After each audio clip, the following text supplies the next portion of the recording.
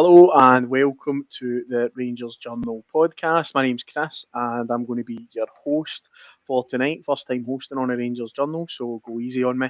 I'm glad to be joined by a couple of panellists tonight who'll be coming and discussing the weekend's game and also looking forward to what we've got in the rest of this week. First off, joined by Tomo. How's things, mate? Evening, Chris. Yeah, all good, mate. Thank you. Obviously, things are a bit better when Rangers win, so happy Monday today.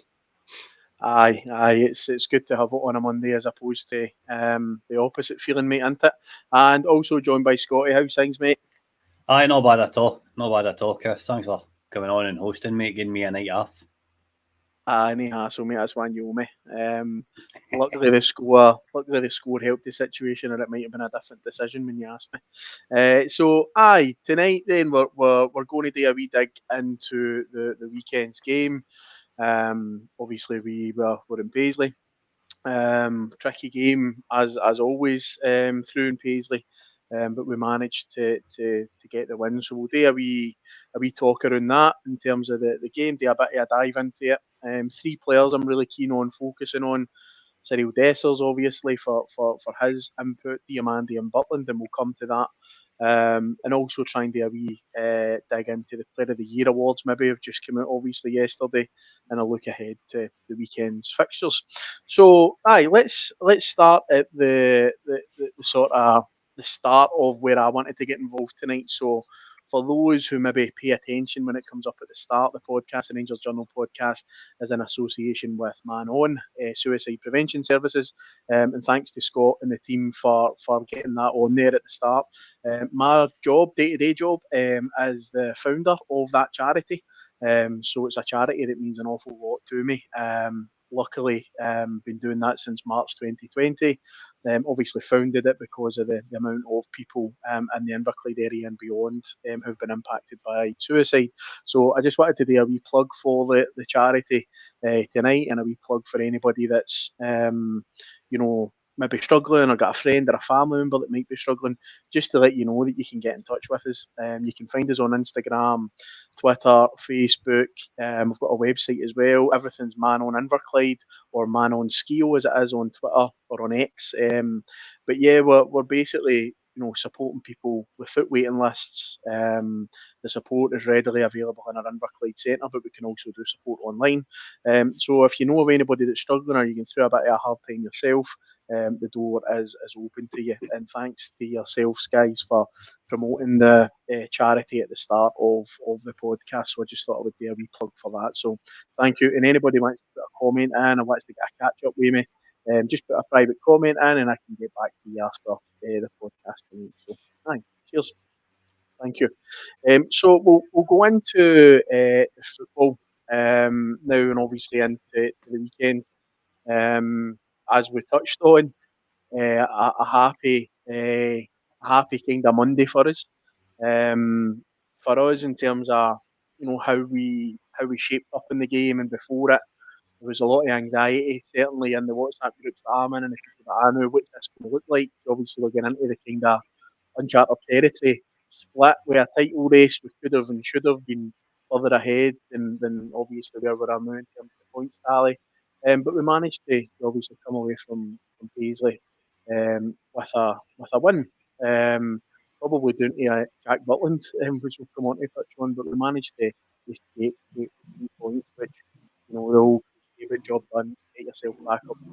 Well, what was your thoughts on, just overall thoughts on the game, in terms of obviously the most important thing is 3 points, but what was your thoughts on how it panned out? Yeah, I think it was a typical game when we play away against St Mirren. It's never never pretty. I can't recall us ever going there and smashing them off the park and winning 3-4, 5-0. It's always a dig in, get the points and get out sort of performance. And I think yesterday was no different. I've had since the games against Ross County and Dundee, I've had a lot of digs at this squad. So credit where it's due. When it went to 1-1, my only thought was we're not getting the win here. We're either going to draw or we're going to lose. So got to give credit to them for being able to get that winner and see the game out. So as I say, I think it was a typical game against St Mirren down there. Not pretty. Get the points and get home would be my sort of overall valuation of the game. Yeah, no, I think that's a fair assessment. I think when that's a fixture that comes up, I mean, they've been pretty consistent all season, St Mirren, and it's always a fixture that has thrown a wee banana skin for us, isn't it? That one that you're kind of worried about how are we going to get it. I always remember going back to Borna Barisic's free kick in a very tight game against them, and we got the win. And we've had some bad moments in that stadium. So, aye, pretty fair assessment. Scott, what about yourself, mate? I know obviously the players were probably rightly so prior to the semi-final under a wee bit of scrutiny with the results. Semi-final, you know, we managed to get through that and give ourselves something to look forward to at the end of the season. But still, you know, the question marks I think remained. Are they going to get the result, as Tomo said, at one each? And you knew there was probably going to be a goal coming in based on our defensive frailties, but at one each, were you confident that we would get the win at that point, or were you in the camp that we were throwing it away? No, I thought we would get a win. You kind of seen 10-15 minutes into the second half, Cantwell started coming into the game a wee bit more. And you kind of knew fair on that we were starting to turn the tide, and I thought we were going to score. But I'm still kind of in a bad mood over it, to be honest with you, mate, because we need to score goals at some point, you know. And St Mirren are fifth, are one of the teams that you should be going and taking 3 or 4 off.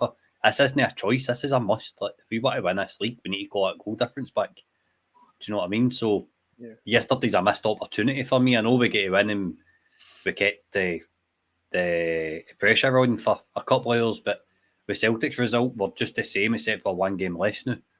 You know what I mean? Whereas if we chopped a couple of goals back, you start feeling a wee bit better about things. Mm-hmm. No, I know, and as we know, we've benefited greatly from the whole goal difference on final day situation in the past. So, it could end up in that. Don't get us wrong, if it comes down to goal difference, it would be agonising, but you would have to say credit to the players for actually taking the split, the distance, because clearly it looks like it's potentially going to be hinging on a trip to obviously Parkhead and getting a result there.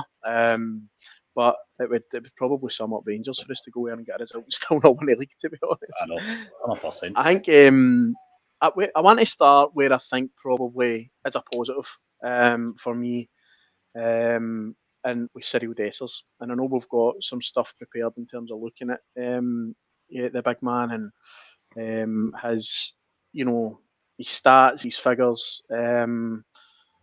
He's got himself, you know, into, you know, the uncharted territory actually in terms of 20 goals, in terms that there's not been a lot of Rangers strikers that have hit that haven't been successful Rangers strikers, if we're going to be honest. I'll come to yourself, Tomo. In terms of Dessers, obviously he pops up. He's popped up with some big moments.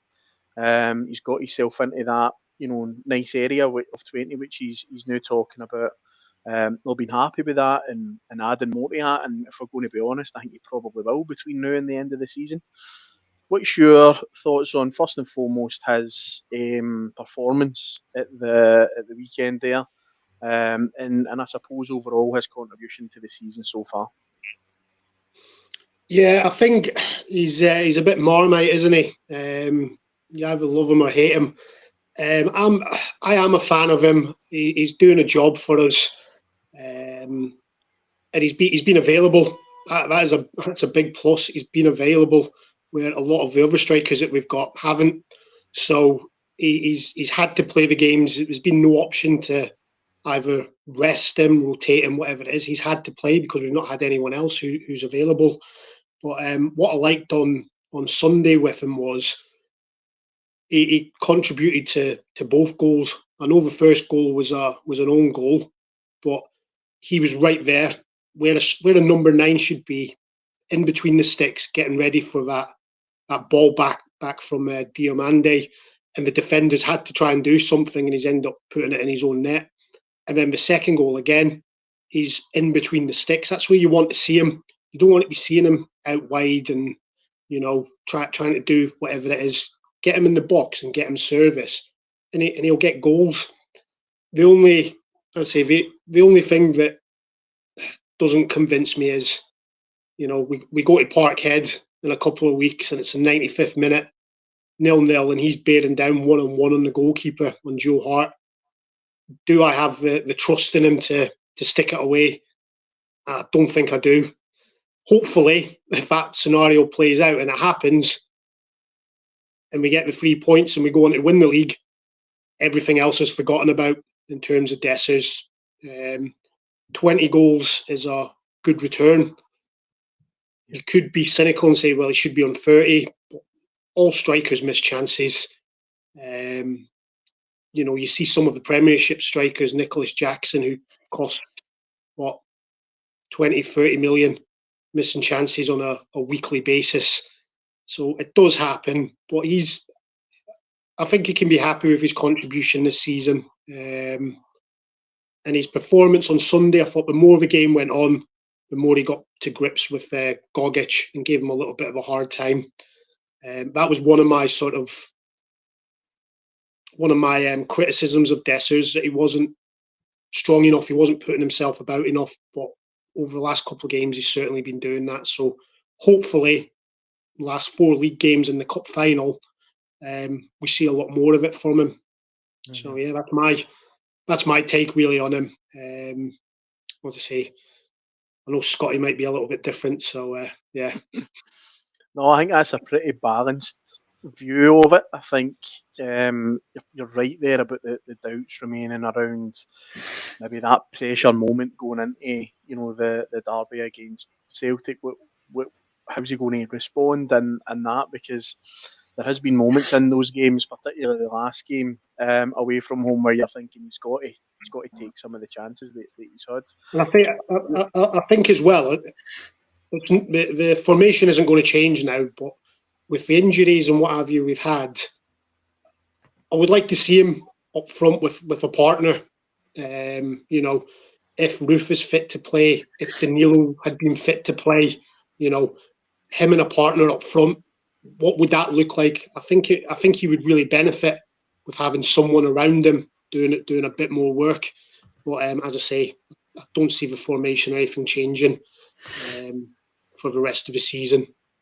No, I don't see it. And just like that comment there, he's been our only option up front. It's pretty much true. You were touching on that yourself there, Tomo. He's been pretty much consistently available to play the games. But I'll come on to yourself, Scott, because I know obviously me and you have discussed Dessers and other strikers and different things that we could have done in January and we never done it. But if you take all that away, we've now got Dessers to the end of this season, and we need to rely on him. We've spoke about that. That's absolutely locked in. What role do you think he can play between now and the Scottish Cup final day? Do you think he's got, because I know there's doubts out there, but do you think he's got it in him to fire us to a bit of success between now and then? Let's look at it in a wee bit of context, right? So for the listeners in Spotify, we've got a kind of shot map for Dessers, and then we've got his stats yesterday: 90 minutes played, 1 goal, 1 shot on target, 2 shots off target. Right? There's this kind of, I don't know how you would call it, this theory that Rangers strikers get more chances. Now, see that yesterday, him getting 3 chances like and bagging 1 of them, that shoots that theory. Do you know what I mean? Puts it right in the bin for me. Rangers play against a low block every other week. Well, probably most weeks, let's be honest. And right now, chances aren't getting created because everything's so bad for midfield to back. So I think it's really, really hard to criticise him just now. That'll seem as a shock to most of the folk in the comments, but I think it's been kind of summed up really, really well. I think next season, as RFC 72 said, he's done a job, but we need a more clinical striker. Everybody knows who I want. Then Aldo's said next season we need better. And it's pretty... Paul's come up with a good point that he's got 29 goal contributions. Strankland's got 36. He's only hit 3 penalties, Strankland. He's missed the other 3. But kind of... It's good, but it's not enough. It's probably my opinion on him, to be honest. I'm not frustrated with him today because he done his job yesterday and scored the goal. Do you know what I mean? He won his game. It's not having enough of that all season that I've been frustrated with, Chris. Yeah. And I think that's valid as well. I think that's a valid criticism to level at him. He was pretty open about his weaknesses, I think, in some of the post-match interviews. And I think that's one of the things about him. He is a quite endearing big guy, and he's quite likeable. You want him to do well, and I think he's probably looking at it and thinking, if I turn up here and take chances, just what you say there, that conversion rate, you can't argue with that. If he takes those chances, we're probably in a good position, because that's been some of the games in the moments. We'll come on to talk about the defence. We'll work our way back in the team, but some of those kind of tighter games, if chances were taken, then it's blown away. We go back to Ross County.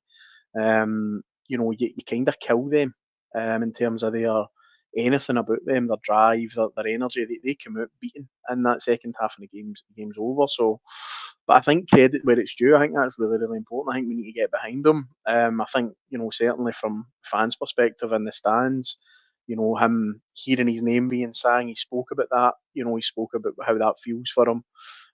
So getting behind him is really, really important, because let's be honest, as much as I love Kamal Roof, he's not the man to be relied on between now and the end of the season. Is he the best striker at the club, ability-wise? Absolutely. But you're not going to get anything from him between now and the end of the season, in my opinion. And it's a shame because of his contribution to the club when he has been fit. But certainly we need to rely on Dessers, so hopefully he can take it. He can take it, because we need to depend on him between now and the end of the season. Another player I'll touch on before we move back in the team and get back into midfield. I've seen that Danilo was out doing a bit of training on the grass today. What's your kind of thoughts on that, Tomo? Could he potentially play a part? Scottish Cup final? Do you think he'll be back before then? The way it is with footballers these days, I'm not overly hopeful. They're out for a few weeks with a hamstring strain, or they've got a paper cut. Takes them another 6 weeks to get back up to speed and match ready. So he's been out since September, October time. It would be nice to have the option, because I think he was someone that looked like, again, he looked like a really erratic finisher, but he was getting into the positions. So having another option would be brilliant. So hopeful we might see him along the way, but I think realistically, I don't think Clement will really risk him unless he has to.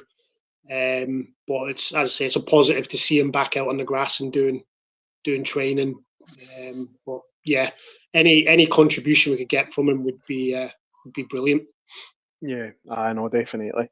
You put up a comment there, Scott, regarding midfielders, and that's probably the area that I'd quite like to focus on, particularly Diomande from the weekend.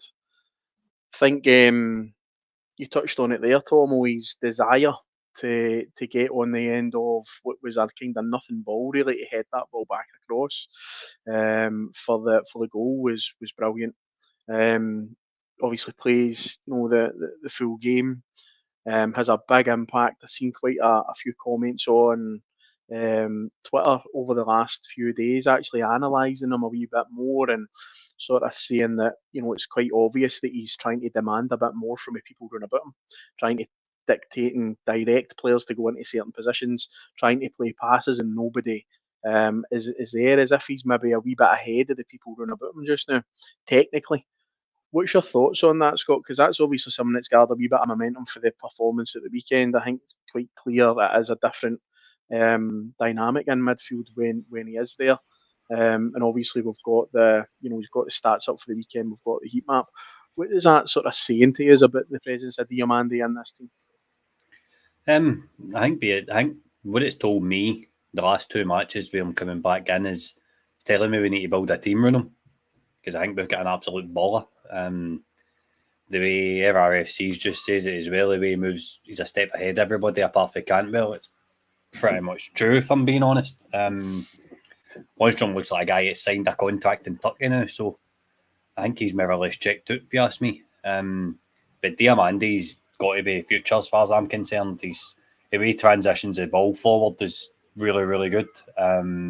He had 80% accurate passes yesterday, 72 touches. He only had one key pass right enough, but he's still being very, very active on the park, which is really, really good. Which is what you're looking for off a player like that. Paul just touched on it here. He's got energy, brings energy, and really needs a player with energy and legs. But the only slight criticism I've probably got of Diamandi, Chris, is his physicality. I think he needs to beef up a wee bit. But apart from that, I mean, he's contributing. He's not shying away. We need more players like that because we've not got enough of them just now. Mm-hmm. Aye, and I just think I'll come on to yourself, Tomo, for a wee bit of analysis on Diamandi as well. But I think you can notice the difference with him not in that team. I think you touched on Lundstrom there, Scott.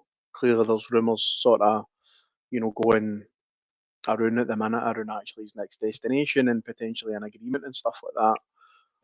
What's your thoughts on Diamandi in the midfield, Tomo, and is there potential calls to maybe switch it up between now and the end of the season if we are understanding that Lundstrom is potentially off? Yeah, I think I agree with Scott. I think he's an excellent talent, and I think he'll get better and better. What I really like about him is how he's demanding the ball off his teammates. He picks up little pockets in between the midfield and defence. And to be brutally honest, we're too slow playing it into him. We've got too many people that just want to play the safe pass. And I don't want it to be a Lundstrom bashing, but I'll put Lundstrom in that category. He gets the ball and he plays it back to Suter or Balogun, Goldson, whoever's playing. Diamandi's in space and he's demanding the ball, and the ball goes back. And when he does get the ball, he's not afraid to make risky passes, and he's not afraid to lose the ball. And what I mean by that is he's not playing 50-yard Hollywood passes, but he's looking to try and unlock defences. That's where the second goal came from, him being brave and playing that ball out to Tavernier. If that's Lundstrom, does he play that same ball? Probably not. It probably goes back the way. And in terms of Lundstrom and Barisic, I was surprised to see Barisic start yesterday. But if there's players who are signing for other teams, my personal opinion is they shouldn't be in the team. They may say the right things and whatnot, but my opinion is they won't give 100% because they know they're going. So it doesn't mean as much to them. I think for the rest of the season, again, it all hinges on injuries and who's available. But putting Sterling in there with Diamandi would be my preference. But again, it's who's available out wide and who to play, because we're playing Silva, I'm convinced, because we've got nobody else to play out there. And that's where we're struggling. If we had a fully fit team of everyone available, I wouldn't have Lundstrom in the team, but I think it needs must at the moment. But Diamandi is certainly one that, as Scott rightly said, we need to be looking to build a team around him and go from there. Yeah, I think the shout, I've seen a few people discuss that. In terms of that maybe lacking a wee bit of physicality, Diamandi. But having that around him is also what's then going to be crucial to then allow him, because I think his movement, his vision, his unlocking teams, it's unlocking games like Sunday. We've seen it. You're talking there about obviously the second goal. It's that vision, the find the space. It's also then occupying other players to allow players like Cantwell to find the space further up the park as well, which if it's static and it's stale, it's not going to happen. A couple of people are in the comments talking about Lundstrom dropping back and getting the ball from the centre halves. I must admit it's becoming a frustration of mine watching that when you know that it's just not needed. What's your thoughts on that, Scott, before we jump into the defence and look at it? What's your thoughts on that transition between defence and midfield and what for me just seems like sort of wasteful, slow possession? The only change I seen in it yesterday was when Cantwell was dropping back and doing that. Us three seen it when Barry Ferguson played for a team, how often he was coming back and getting frustrated that nothing was moving, nothing was getting created. Cantwell kind of was playing that role a wee bit yesterday, but it also meant Cantwell was involved in the game when he was dropping as deep as that. He was trying to move the ball forward quicker, he was trying to dictate tempo. So maybe it's something Clement needs to look at in terms of, instead of going with the 2 and the 1, with the double pivot and the 10, go with a flat 3, kind of see how it works, allow us to get more combination play in the middle of the park and create some more chances, because the creativity is where this team's lacking just now to me. And that is a simple solution to fix it. It's just allowing Cantwell that kind of free roll just to drop back whenever it feels necessary to get the ball moving. Because I thought he really grabbed the game by scruffy neck yesterday. And in terms of defence and midfield, they're far too familiar with each other with the ball, and John Lundstrom's at fault for it. John Lundstrom, I seen yesterday, Diamandi get the ball, took a couple of touches, passed it to Lundstrom and made a run, and Lundstrom tipped the ball back to Barisic, and Diamandi's stood there going, I was right here, trying to move the ball forward. That type of thing, it's old habits, it's muscle memory, it's old habits die hard, doesn't it? And when you're running low in confidence, you go back to playing that safe way instead of the kind of adventurous football, direct, fast moving stuff that Clement's had us playing when we were on that big 11-12 match unbeaten run. So I think that's probably, in my opinion, it's probably the cure for the illness. Basically, is telling Cantwell to drop deep and try and dictate to play while also getting himself forward. He was driving at St Mirren with the ball yesterday. He drove against Hearts in the last 10 minutes. Gave the guy the licence to go and do what he wants to do, because he's probably the one that's trying to drag us to this title. Looking at a Hearts game last Sunday and looking at a game yesterday, we've asked players to step up. Cantwell's trying to step up. So let him kind of do what he feels best in order to get the best out of him, if that makes any sense. Especially when you've got, that Lundstrom Barisic combination. I think if there's ever 2 players that's passed the ball to each other in Rangers history, it's probably them 2. Balogun, we'll pull up Balogun and Souttar's heat maps in a minute. They were trying to drive out a defence at kind of any opportunity yesterday just to try and move something, to try and tweak something in the St Mirren backline, because when they didn't press in the second half, that's what I noticed. Balogun and Souttar got that kind of licence to step out and try and kind of initiate play a wee bit more and make things happen. So ideally, I would just say remove Lundstrom, put Sterling in centre mid. You've got your holding midfielder, keep, and then put Cantwell and Diamandi either side of him. Preferably, that's what I would do going forward. But I'm not coming. No, but it maybe answers some of the stuff we're talking about around physicality, needing that need in there, and also a bit of drive, a creativity, and giving people the freedom to run as opposed to very static and getting in each other's road a wee bit at times. I felt, as you were touching on there, you've seen that a few times. I think frustration was starting to creep in. Let's move back then and start looking at the defence. It's been something that has caused a lot of discussion points with the Rangers support. A lot of discussion around who should feature, who should play, who should start. Clearly, Goldson is now at the picture, although the manager said it was initially looking at a rest and taking a bit of a relax from constantly playing. He's not found himself back into the squad. We obviously featured with Souttar and Balogun again at the weekend, and obviously Balogun, probably didn't do himself any favours for the goal. I think his positioning wasn't great. He was bullied by their striker, who was an absolute unit, to be fair. What was your thoughts, Tomo, on the centre half pairing at the weekend, and probably, obviously we've got some images there just to kind of showcase it, but also looking as we drive forward for the rest of the season, what's your thoughts on this remaining the pairing moving forward?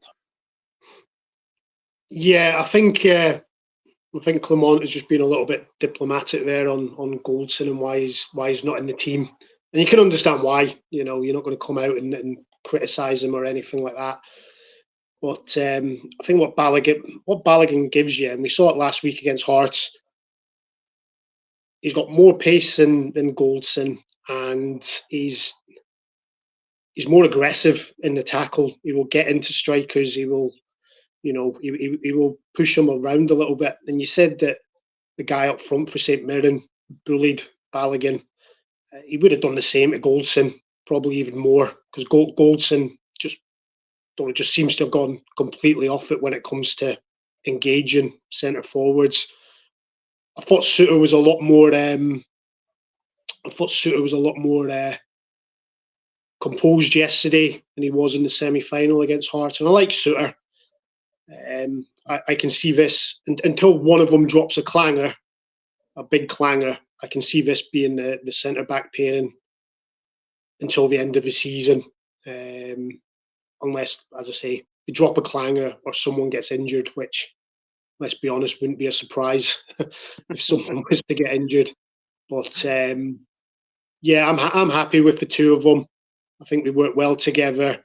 We're comfortable in bringing the ball out of defence, and like I say, we don't give strikers an easy time. So got no issues. But again, going into next season, we need better. We can't have, with all due respect to Balogun, I like him.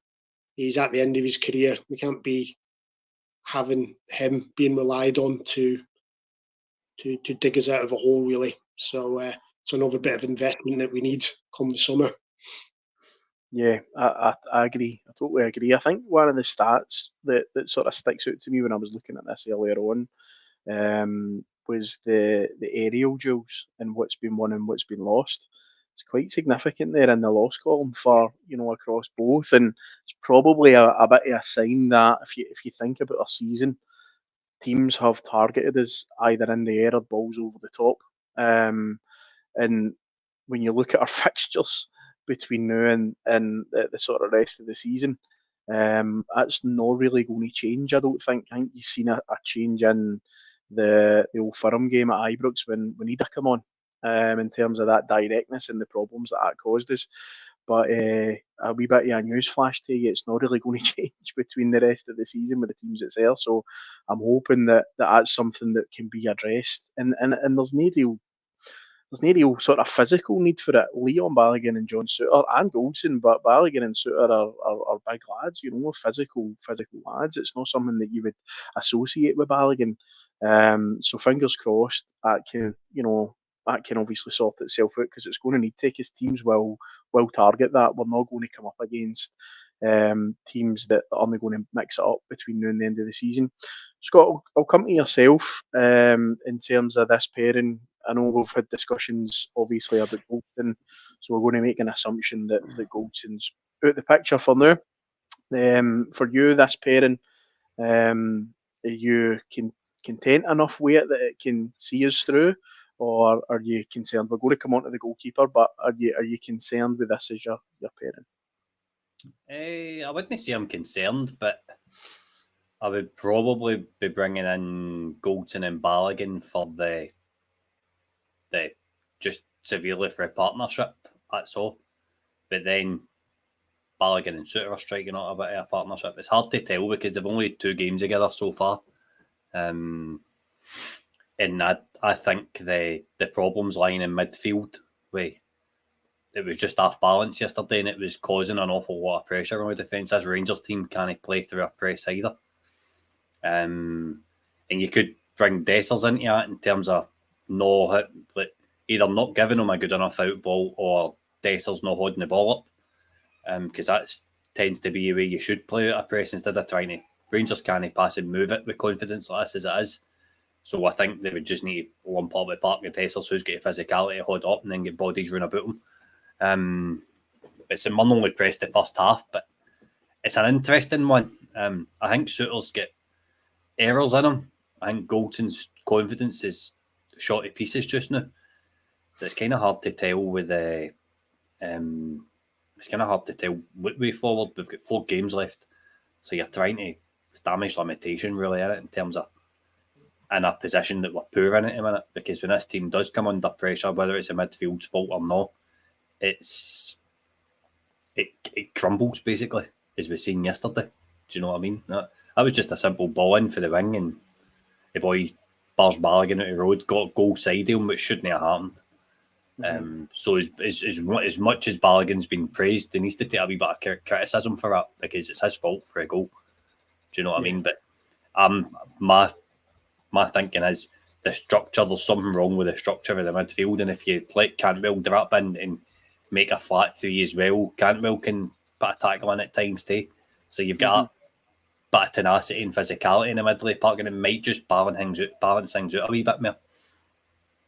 It was the one thing, if you reflect back on Gerrard's sort of tenure when he was in Europe, how we defended as a team was unbelievable. How we, played as a team, how the sort of sitting midfielders, if you like, cut off the passing lanes and worked really, really hard to, keep clean sheets and defend as a team. And we reflected a wee bit on this recently, but it seems very much like our defensive transitions and positions are very much individual. It doesn't really seem that there's much cohesion there in terms of the defensive work. So when an error happens, it's pretty much all over the place. The error obviously comes from Balogun, obviously poor positioning, being out muscled with the ball, but where the error doesn't come, without a shadow of a doubt, is keeping the ball out of the net, because it was some header for the striker. So we can't put any blame towards who we're going to come on to talk about now, which is Jack Butland. Tomo, I'm going to come to yourself with a question regarding Jack Butland, who clearly, sweeped up the awards last night at the Player of the Year awards and stuff.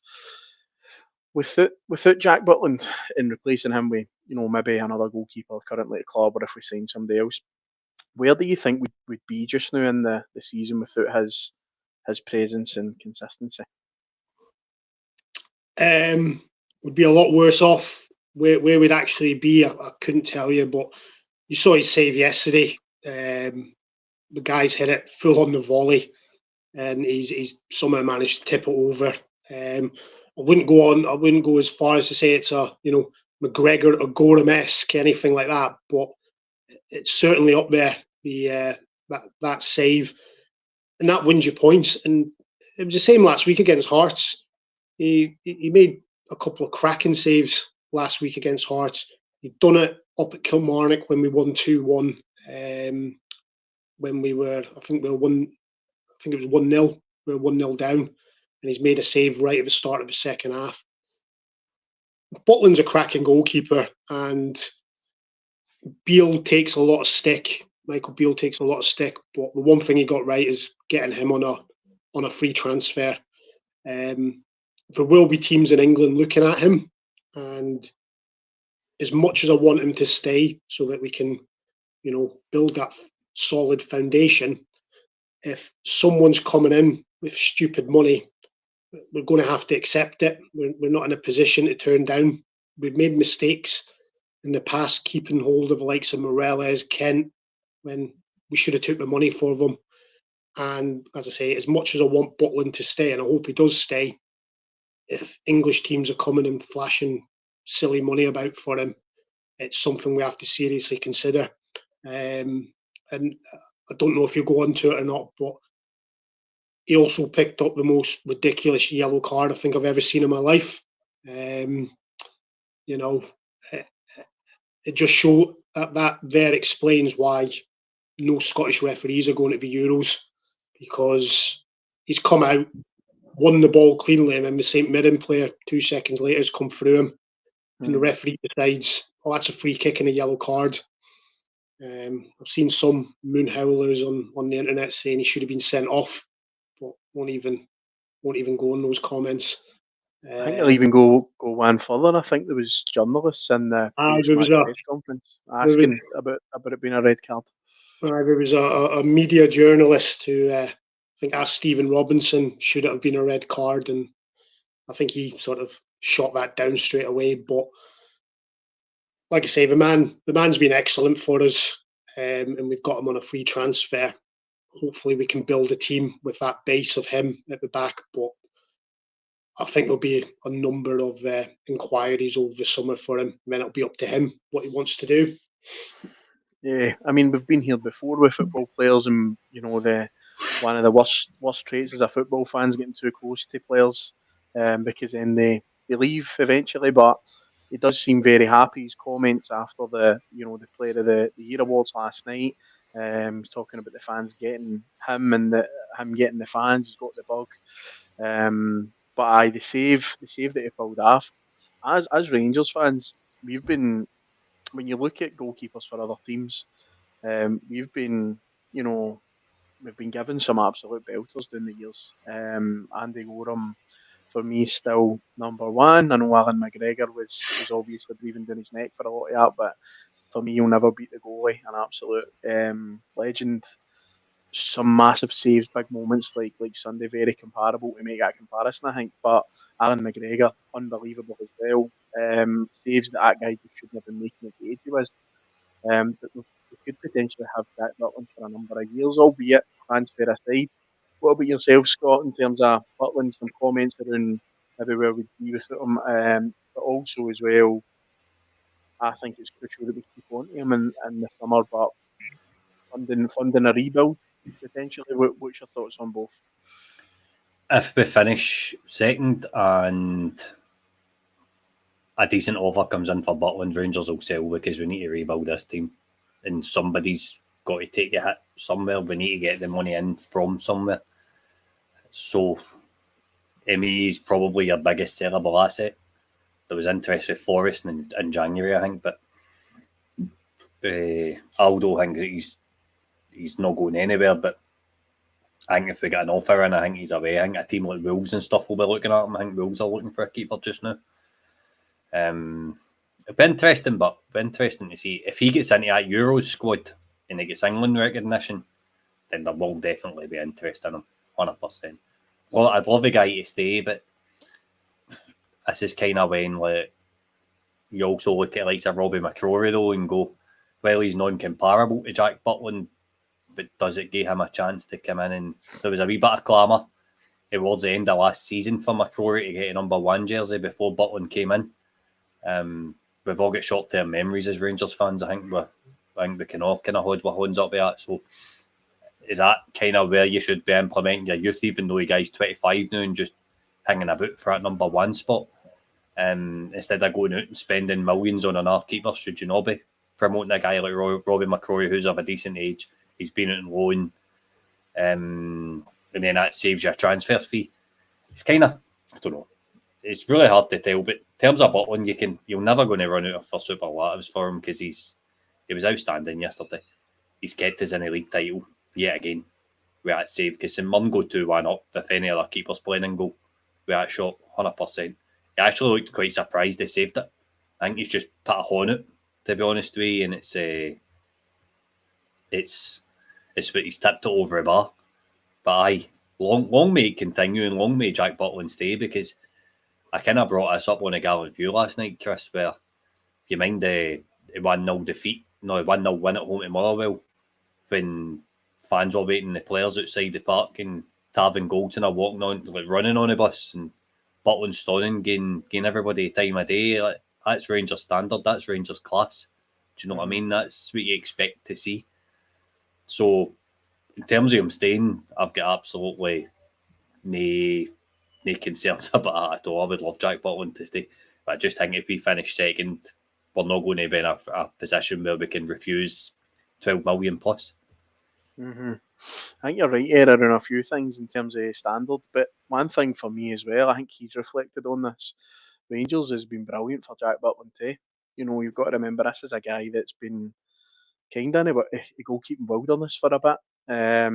Just kind of going between him and he's came to his club, and probably like a lot of the guys, I heard Todd Cantwell talking about it, being told about how big the club is, but until you walk over that line, I'd imagine, with a shirt on and you go to the bigger games, the European nights and stuff, you see the away crowd's been overtaken by the Rangers fans. You feel the noise that they offer them. You feel the hatred when you go away and there's no fans. You get off that bus at Parkhead and everybody's throwing stuff at you.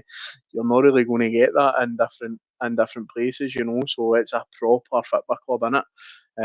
And I think he's just fell in love with it. So hopefully we don't need to be in a position to sell him, and do a rebuild, because I would love to keep him. And going back to your point there about the keeper and stuff, it's not a position I think that you can take a gamble on. Unfortunately, I think you've seen the value of having him, and he's been massive for us. So we'll see. But just a massive shout out to him, I think, for the season that he's had, and amongst probably a really shaky defence, actually, for him to stand through with that and look so consistent is another thing that I think he needs to take massive credit for. So fair play to him. And on to the Player of the Year awards, we're obviously looking at that. There was a number of awards handed out last night. What's your comment on any of them, Tomo? Obviously, there's seen something social media about why we're having it so early. The players don't deserve anything, but ultimately, the football club needs to have a Player of the Year award every season. We've seen it time and time again. It gets slaughtered every year because usually the wheels have come off the wagon and it's at the worst time ever. Where you're kind of thinking, why are we having that? But ultimately, it's set in stone. At the start of the season, the emails to book a table come out in September or something. So it's not as if they just have decided to have it now. What's your thoughts on any of the awards? Any of them stand out to you other than obviously Super Jack? No, I think they were pretty fair enough, to be honest. And I think it says a lot about Butland's contribution that in the last couple of weeks, those results, Ross County and Dundee, took the stuffing right out of Rangers fans. But what we've got to remember is we are still potentially going for a treble this season. It's going to be hard in the league, I'm not going to lie, but we are potentially going for a treble.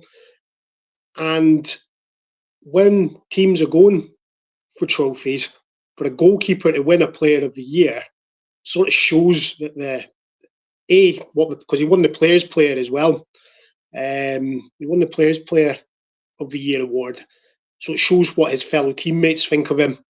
When a team's being successful and challenging for trophies, it's usually the strikers and midfielders who are getting all the plaudits and all the awards. So it shows the contribution that he has made. And with the I see the Scottish Player of the Year awards have been announced, and he's one of the candidates for it. So again, the impact he has had, he fully deserves it. I don't think, even though Tav has again hit 20 plus goals, I don't think any of the outfield players have been outstanding this season. None that you can turn around and say he deserves Player of the Year, but I think Butland definitely does. And Ross McCausland getting Young Player of the Year. We've hardly had any youth players in the team, so I think that was a gimme that he was going to get that. And Tondo getting goal of the season against Celtic again. Absolutely no complaints on that. And then obviously there was a women's awards as well. I've not watched much of the women's team, I've got to be honest, but they're having a successful time as well. So fair play to see them being involved in the awards as well. But like you said, it's set in stone at the beginning of the season. Livingston, who look like they're going to be finishing bottom, they'll be having a Player of the Year award. It's just something that happens, and I think in this day and age we just like to moan, don't we? So I've got no issues. If we'd lost yesterday and they were all out on the Raz last night, I might have had something to say about it. But thankfully we got that win. I remember one of the years we did have it, and there was a riot at the hotel. I remember the people trying to storm it and stuff. Livingston's Player of the Year will be interesting. Davy Martindale won't be buying around. He's got how skint he is for the whole year, isn't he? One that stood out for me, I think, just a wee bit different, was the Academy Player of the Year, a player that I have seen a fair bit of different matches, obviously on Rangers TV and stuff, is Cole McKinnon. Thoughts on him, Scott? You've seen much of him. I think he's highly rated, but there could have been a number of players that got that. I think there's a few kind of pushing. Potentially, he's been involved in the squad, obviously Benfica. But I we shout out for Cole. Aye, definitely. I mean, Andrew, for a gallant few, done a press up at the Hibs game that McKinnon come on and his goal get disallowed. I think the wee man's a prospect. Definitely deserves a slot in the squad next season. He done a press conference after Hibs, and I thought he spoke really well. He's got a mature head in his shoulders. I think he's turning into a bit of a versatile player. I think Clermont's played him at left wing a couple of times, isn't he? And he's a centre midfielder. So I'm all for it. See any of these young boys coming in, getting a game. McCausland obviously deserved to pick up the award because he's made the breakthrough. He's scored in Europe. I think all we're looking for Ross today is start to add numbers to his game. Really, because he's after his initial impact, he's kind of plateaued now. So it's about time he needs to start building on his performances. He's doing the basics right. He just needs to start impacting matches, and that will come. He's got the ability to do it. In terms of Cole McKinnon, I'm excited to see what Clermont's get planned from. Can I just jump in there, Scotty? We've discussed it in the past about the pathway to the first team. If someone's picking up the Academy Player of the Year award, do you not think they should be getting more minutes in the first team now? If we're playing that well in the academy, do you not think they should be getting, especially with the injuries and that we've had? Mm-hmm. What reason is there for him not to be getting? Because he came on against away to Benfica, didn't he? Aye. Big game. He's trusted to come on and see the game out, and then after that, nothing. What are your thoughts on that? That's to both of you, really. You want to go, Chris? I agree. I think another one that like to look of is Bailey Rice. I think he's got ability here. I think at times we've been crying out for players to come in that are not as tired, not as jaded, not as under stress and pressure with the expectation. When McCausland first came in, he played like that without a doubt. I think what's contributed to McCausland's downfall in that regard is probably being around a team where there is a bit of pressure and expectation on their shoulders, and that maybe feeding off onto him. I think as a young player, you're looking to your senior pros for guidance and looking for inspiration, aren't you? You're looking for them to kind of dig you out a wee bit, support you and stuff. It's not really happened. But for me, there's a couple there that are on the edges that I would like to see more of next season. It's a good model for the club. We've seen it with Nathan Patterson, albeit he's went down south. It's not massively worked out. Calvin Bassey, although he wasn't our product, came in young and was developed, got opportunities. So you give these boys opportunities. That they should be on the edges of the team. So it'll be interesting to see. I think we need to see more of that pathway without a doubt. We've said it for years though at the club. Absolutely said it for years. And those years for those players are so vital. So if they then kind of end up not playing, it's not great for their development. The boys need to be playing in and around the squads. But that's just my opinion. I think we should be seeing more of it. It takes me back to takes me back to the time with Barry Ferguson when he first sort of broke into the team. He broke into the team at the end of the nine in a row season.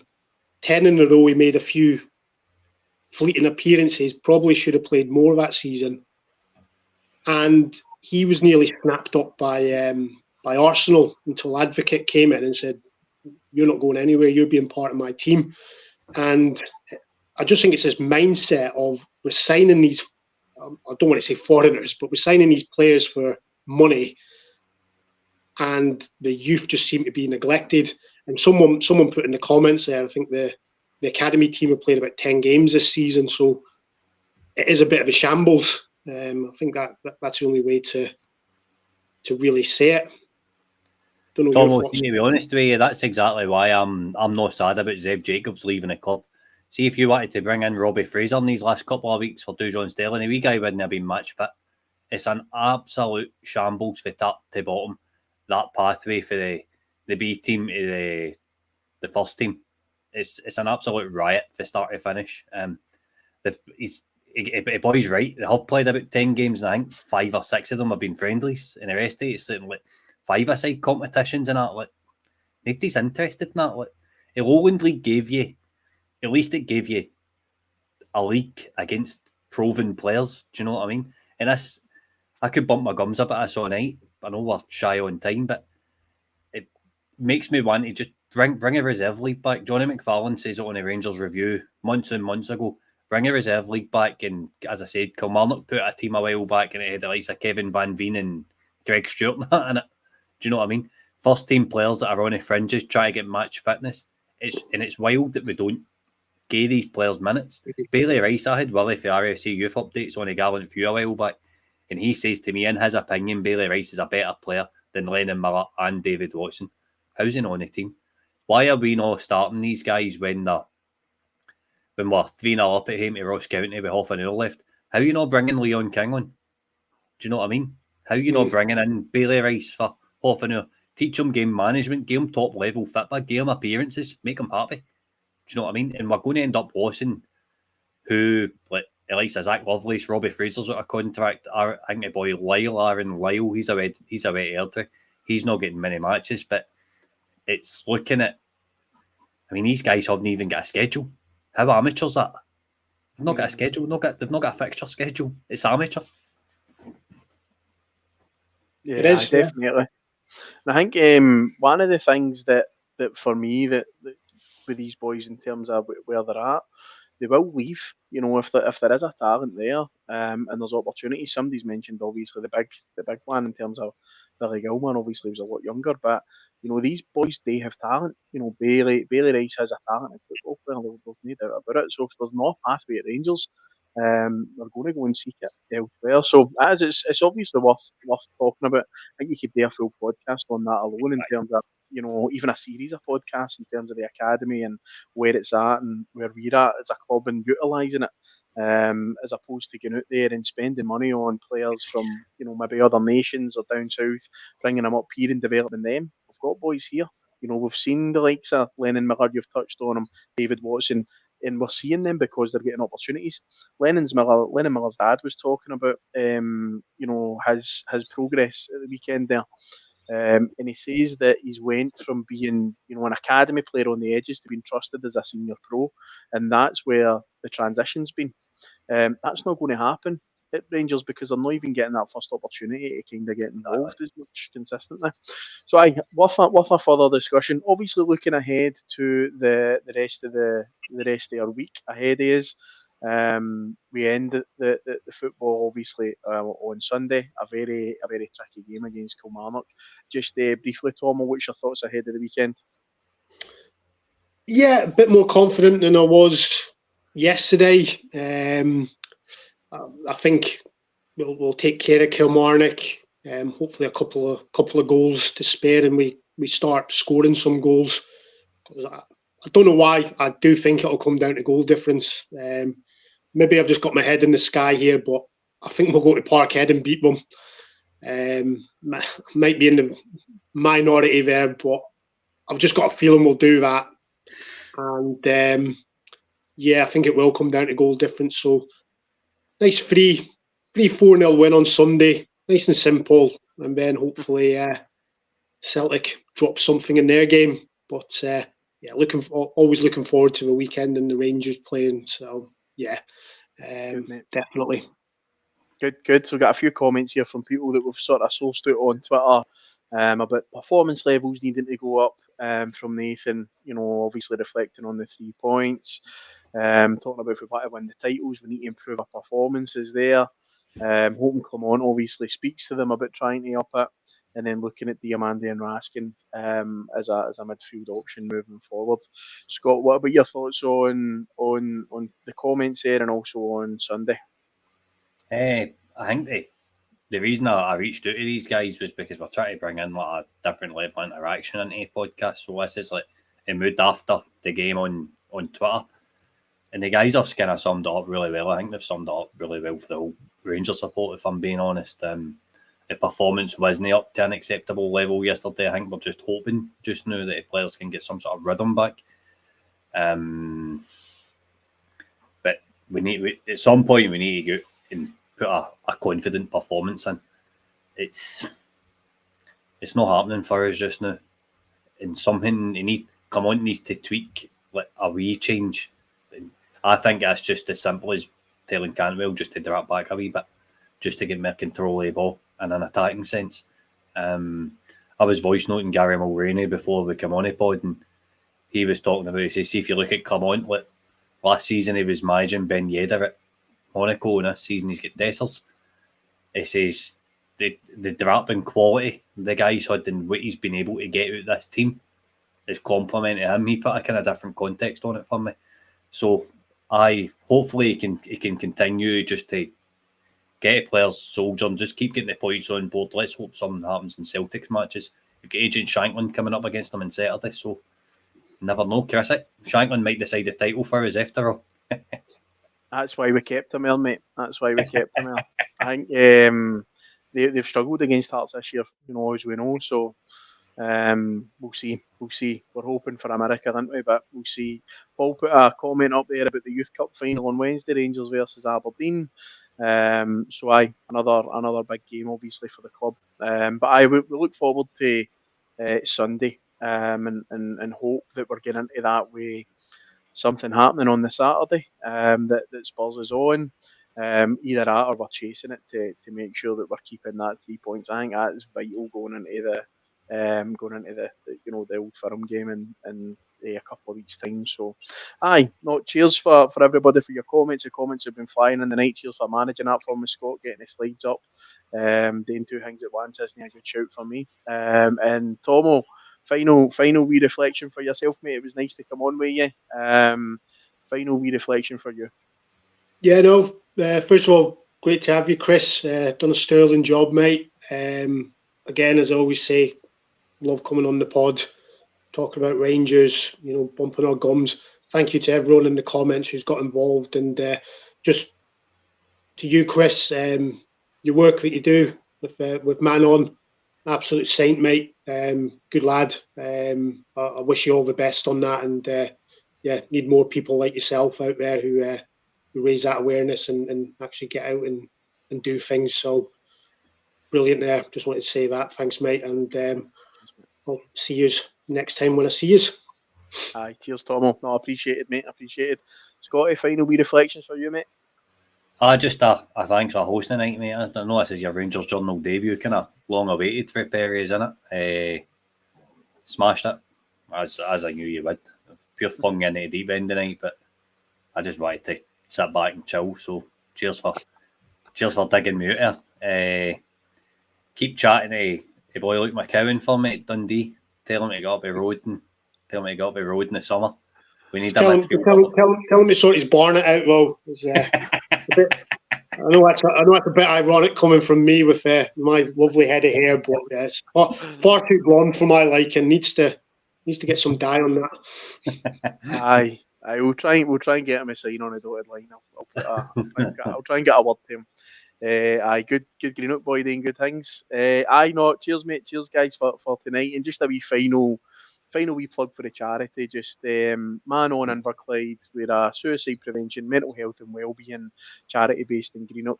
We do a lot of things for people from age of 15 plus all the way through to one of our oldest members who's in his 80s. So we do a lot of stuff in Inverclyde, but we're doing things out and about across the west of Scotland. We do a lot of stuff online. So again, if you're struggling yourself or you've got a friend or a family member that you think could benefit, get in touch through this podcast, through the social streams here, or you'll find us on Man On Inverclyde on Instagram or Man On Skio on Twitter. So cheers everybody and enjoy your week. Hopefully we're celebrating a Rangers win on Sunday.